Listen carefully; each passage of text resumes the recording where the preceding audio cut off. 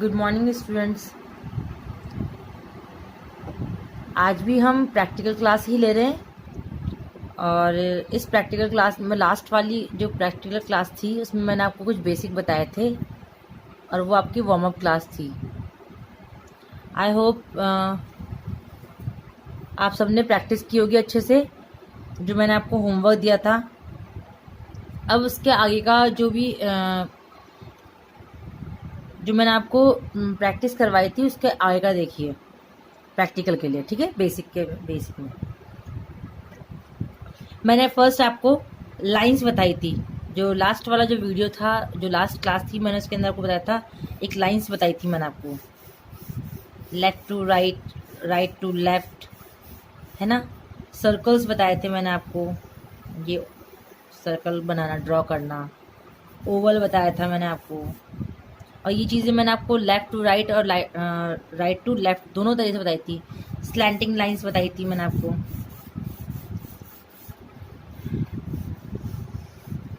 ये वाली लाइंस। ये सब हम प्रीवियस क्लास में पढ़ चुके हैं, बताया था जो मैंने आपको एक्सरसाइज करने के लिए बोला था, ठीक है। और ओवल के अंदर हमने क्लॉकवाइज और एंटी क्लॉकवाइज ये दोनों चीज़ मैंने आपको क्लियर की थी। सर्कल है, सर्कल भी क्लॉकवाइज, एंटी क्लॉकवाइज। लाइन से आपका लेफ्ट टू राइट है तो राइट टू लेफ्ट भी है आपका, ये दोनों वाली। स्लैंटिंग में आपका left to right, right to left, ठीक है। ये सारी मैंने आपको प्रीवियस क्लास में सारा कुछ बताया था हमने, है ना। अब आपका है इसी के अंदर ये मैंने आपको प्रैक्टिस करवाई थी आपको कि लाइंस वगैरह स्ट्रेट बने आपके विदाउट किसी हेल्पिंग टूल के आप इसको ड्रॉ करना सीखें। वो चीज़ मैंने आपको इसमें फर्स्ट चैप्टर में मैंने आपको बताया था। अब सेकंड चैप्टर जो सेकंड वाला पार्ट जो है उसके अंदर हम क्या करेंगे, इसके अंदर हम लोग इसी जो हमने जो जितने भी ये लाइंस, ओवल, सर्कल्स वगैरह बनाए थे, इनको बैलेंस मतलब अपने हाथ को कैसे कंट्रोल में करना है वो चीज़ सीखेंगे। तो इसके लिए भी हमें कुछ छोटी छोटी प्रैक्टिस करनी पड़ेगी। वो देखिए, जैसे मैंने आपको फर्स्ट में हम लोगों ने किया था, ये बड़ी वाली लाइंस हमने किया था। अब हमें क्या करना है, लाइंस को लिमिटेड छोटा छोटा करना है। ये एक साइज की लाइन होनी चाहिए, ये ऐसे इस तरह से, ठीक है। ये होगी, ये लेफ्ट टू राइट हो गया, राइट टू लेफ्ट ऐसे,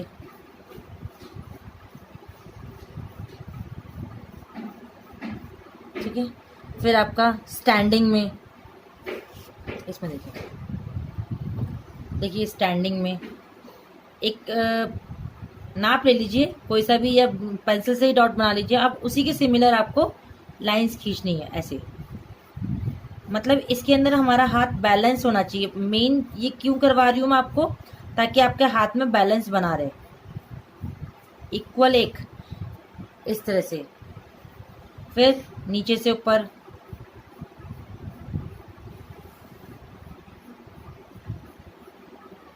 इस तरह से, ठीक है। ये तो देखो बच्चों, मेरे को प्रैक्टिस इसलिए मेरा मेरा एक लगभग इवन सा एक इफेक्ट आएगा।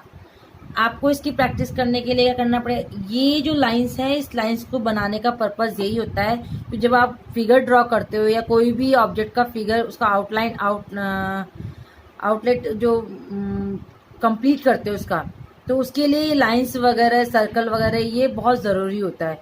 और उसके लिए हमारे हाथ में बैलेंस होना चाहिए। और देखिए मैं पेंसिल किस तरह चला रही हूँ, वो भी चीज़ नोट कीजिए। देखना, मैं पेंसिल जो चला रही हूँ, मेरा पूरा हाथ टिका हुआ है और पेंसिल मेरी फ्लो में चल रही है। आप पेंस ऐसे नहीं चलाओगे, ऐसे नहीं बनाओगे, इसमें कभी भी आपका बैलेंस नहीं बनेगा और लाइन सीधी नहीं आएगी, ध्यान रखना। इसलिए जब भी पेंसिल बनानी है, आपको पेंसिल से सिर्फ 2 फिंगर्स आगे, बस इतना ही आपको रखना है, और यहाँ से आपको पेंसिल पकड़नी है। और जब आप रखोगे तो पाम को आपको शीट पे रखना है, पूरा पूरा रखना है पाम को। और पाम की से फिर इसको मूव करोगे, मतलब आपका पूरा हाथ मूव होना चाहिए, ऐसा नहीं केवल आपकी वो हो रही है। देखिए, तो आपका इक्वल एक लाइन बनेगी आपकी, हमेशा एक लाइन में ही आएगा। अब इसकी प्रैक्टिस के लिए आप क्या करो, पहले एक छोटा सा रेक्टेंगल बना लीजिए। ये लाइंस आपको हेल्प करेगी आपके शेप बनाने में। देखिए जैसे ये आपकी लाइन्स है, ये स्टैंडिंग लाइन्स हो गई, ये हॉरिजॉन्टल लाइन है, ठीक है ना। ये बना ना ये रेक्टेंगल बना, ये स्क्वायर बना। ये आपकी स्लैंटिंग, 2 स्लैंटिंग लाइन्स है, हॉरिजॉन्टल लाइन से मिक्स करके आपका एक ट्रायंगल बन गया। सेट स्क्वायर, उसका चतुर्भुज जिसे बोलते हैं, ये सब लाइन्स होती हैं। आपका सर्कल आ गया, ये ओवल आ गया,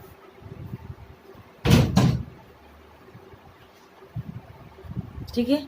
अब इसके अंदर हमें प्रैक्टिस करनी लाइंस की। देखिए ऐसे,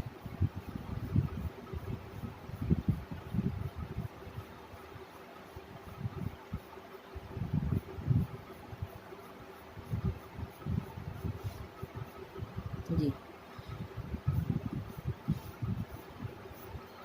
ये इस तरह से लाइंस बनाते हैं। कोशिश कीजिएगा आपका बाहर नहीं निकलना चाहिए, इस तरह से।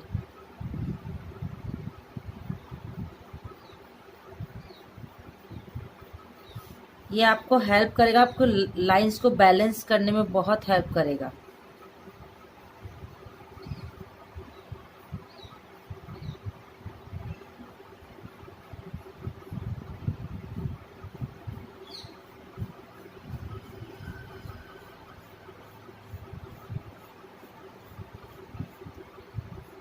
पहले आपको इक्वल जो शेप होता है, ट्रायंगल, इस पे नहीं जाना है आपको। पहले आपको स्क्वायर में, इन्हीं पे रेक्टेंगल पे करनी है प्रैक्टिस, क्योंकि इसमें क्या सेम इक्वल शेप होता है। ट्रायंगल में स्मॉल से बिगर लाइंस बनती है, फिर एकदम स्मॉल पे, तो इसमें थोड़ा आपको प्रॉब्लम आएगी। इसलिए पहले आप लोग किस पे करोगे, स्क्वायर पे और रेक्टेंगल पे प्रैक्टिस करोगे इस चीज़ की। फिर आपको जैसे ये इसमें स्टैंडिंग वाली करनी है, स्लैंटिंग कर दी, हॉरिजॉन्टल कर दी, फिर आपको स्टैंडिंग लाइन की प्रैक्टिस करनी है इसी में, फिर स्लैंटिंग की करो।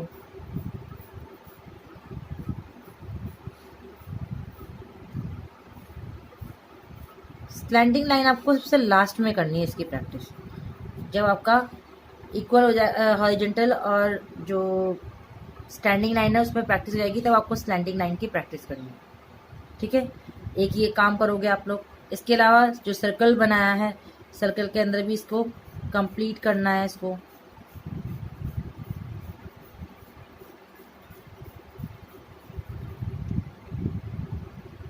ये जब लाइन की प्रैक्टिस हो जाएगी, फिर आपको शेडिंग का मेथड बता रही हूँ मैं आपको। हमेशा शेडिंग का जो आपका मेथड होता है उसमें डार्क टू लाइट चलता है। कलरिंग में भी हम जब करते हैं डार्क टू लाइट ही करते हैं।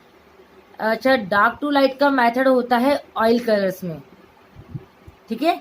और लाइट टू डार्क चलता है हमारे वाटर कलर, जो भी हमारे पोस्टर कलर होते हैं उसमें होता है। शेडिंग हम जब करते हैं तो हम ज़्यादातर हम लोग शेडिंग डार्क टू लाइट ही करते हैं, वो हमारे प्रेशर पॉइंट पे होता है। ये एक रूल है, बट आर्टिस्ट अपने अकॉर्डिंग भी उसको यूज़ कर सकता है कि कहीं पे लाइट रखना है तो पहले लाइट शेड करते हुए उसको डार्क में कन्वर्ट करे, ये भी कर सकता है। जैसे बच्चे की प्रैक्टिस होती है उस हिसाब से उसको कवर करता है वो, है ना। तो देखिए मैं आपको प्रेशर बता रही हूँ किस तरह से आप प्रेशर यूज़ करोगे शेडिंग करने के लिए। जैसे देखिए, जब भी हमको डार्क शेड कलर यूज़ करना होता है हमको थोड़ा प्रेशर देना पड़ता है पेंसिल पे। तो आप उसको जब डार्क करोगे, प्रेशर दोगे तो वो डार्क बनेगा। फिर एक मिडिल टोन, ये डार्क टोन होती है आपकी। फिर मिडिल टोन के लिए आपको थोड़ा सा हल्का सा प्रेशर रखना पड़ता है।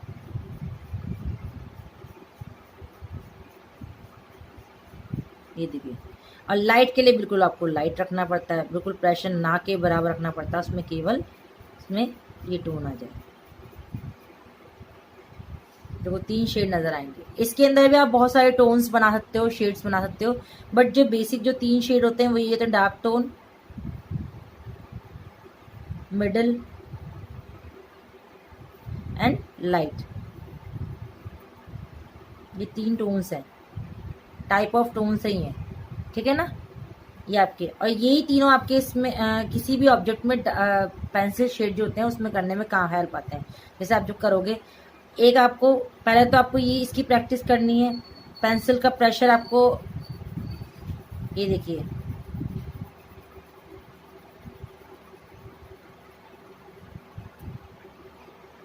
समझ में आ रहा है? ये शेडिंग करने का तरीका है। जब भी आप करोगे, ये जैसे कर रही हूँ,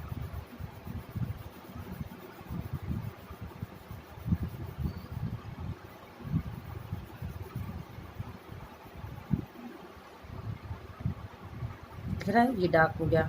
फिर आपको लग रहा है कहीं पे, तो इसको डार्क लेते हुए चलो, इस तरह से हो गया। एक आपको प्रैक्टिस ये लाइंस की भी कर्व में होना चाहिए, आपको ये आना चाहिए, ताकि जब आप शेडिंग करो तो आपका कर्व इसी तरह आपका शेड कर सको आप। तो इसमें क्या एक जो बोलते हैं 3D लुक, वो इसमें आता है। ये देखिए,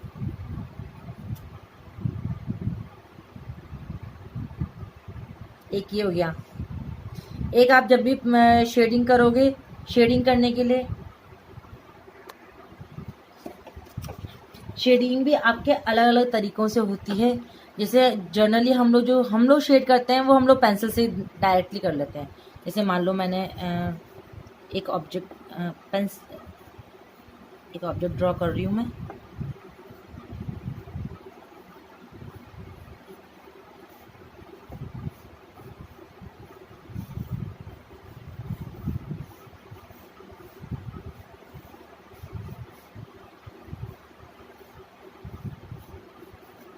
ये एक मैंने ऑब्जेक्ट बनाया, ठीक है। अब इसमें शेडिंग आपको जब देनी है, तो शेडिंग के लिए क्या करोगे, एक तो होता है मेथड, जैसे मैंने जो आपको बताया, इसको आप पेंसिल को यूं कर्व करके चलाओगे, लाइट दोगे, जहाँ पे लाइट रखना आपको लाइट चलाओ, प्रेशर, पेंसिल का प्रेशर रखोगे, ये देखिए।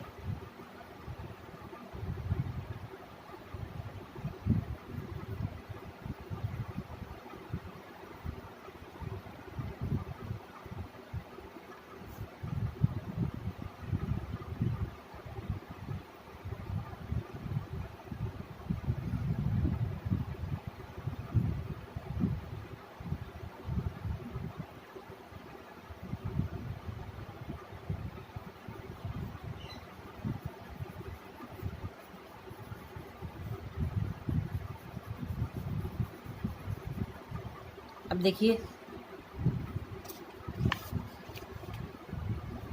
जो मैंने आपको बताया था स्टैंडिंग में इसको बैलेंस करना, उस देखो लाइंस को, देखो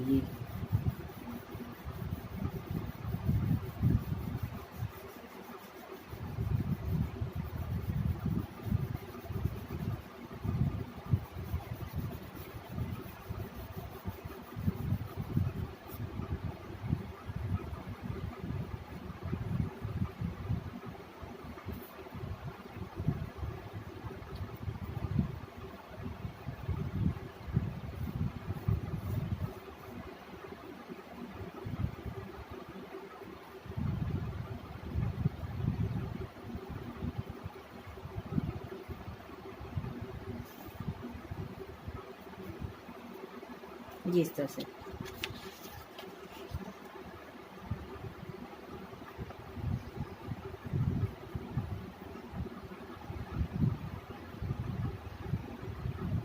एक बेसिक बता रही हूँ मैं आपको, ये इसमें तीनों टोन्स नज़र आ रही है, ये लाइट हो गया, ये मिडल हो गया, और ये डार्क टोन हो गया, ठीक है ना।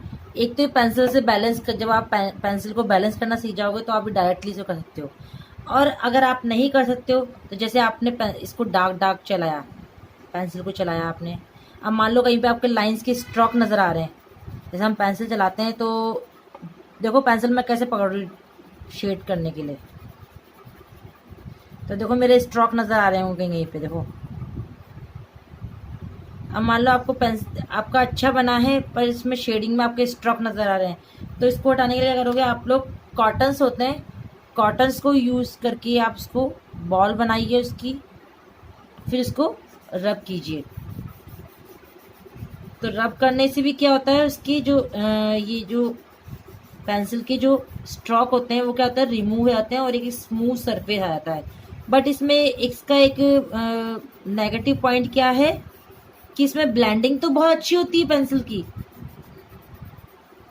है ना। ब्लेंडिंग जब देखोगे ना आप, तो ब्लेंडिंग तो बहुत अच्छी होगी इसके अंदर, बट आपकी शीट और हाथ पूरा काला हो जाता है। तो इसमें आपको बहुत एहतियात से आपको काम करना पड़ेगा। ये देखिए ब्लेंडिंग कर रही हूँ मैं, ब्लेंडिंग देखिए।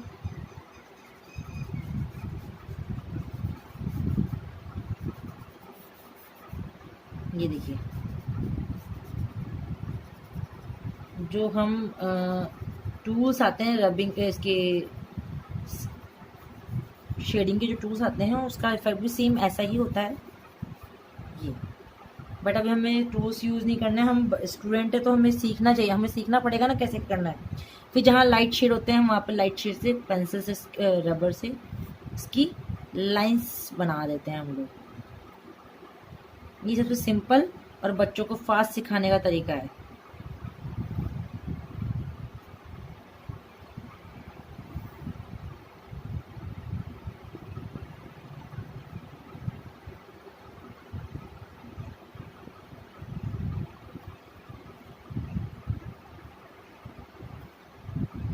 इस तरह से ये आपका शेड कंप्लीट हो गया। इस तरह से भी लाइंस को शेडिंग दी जाती है। तो आज के चैप्टर में आज की क्लास में इतना ही। मैंने आपको शेड करना भी सिखाया है। जो आपको स्केचेस मैं आपको सेंड करूँगी, जो वर्क सेंड करूँगी, उसके अंदर आपको शेड भी डालना है। अब शेड कैसे करना है वो मैंने आपको बता दिया, प्रैक्टिस कैसे करनी है वो मैंने आपको बता दी है। क्लियर? आज के लिए इतना ही। अब आप जो मैं आपको स्केचेस भेजूंगी, सिंपल शेप भेजूंगी, उनको आपको ड्रॉ करने के बाद में उसके आपको